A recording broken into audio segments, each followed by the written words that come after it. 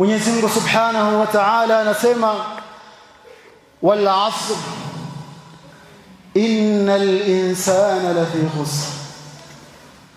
Allah Subhanahu wa Ta'ala anaapa akisema hakika ya huyu mwanadamu fil khusr, yuko katika hasara. Asema al-Imam Shafi'i law ma anzala Allah Subhanahu wa Ta'ala illa hadhihi as-sura lakafathum, law Mwenyezi Mungu hakuteremsha isipokuwa hii suratul Asr peke yake, hii sura ingekuwa ni mawaidha tosha kwa huyu mwanadamu.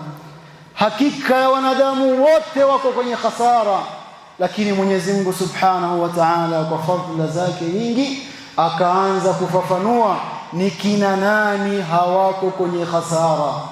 Sikiza ndugu yangu Muislamu, illa alladhina amanu, illa walio amini, illa walio jisalimisha kwa Allah azza wa jalla.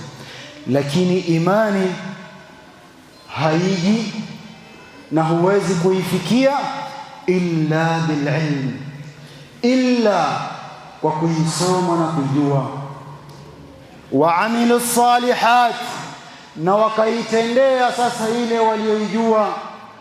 Ta'allam la ilaha illa Allah, ta'allam kalimatu at-tauhid wa'mal biha وداوم عليها.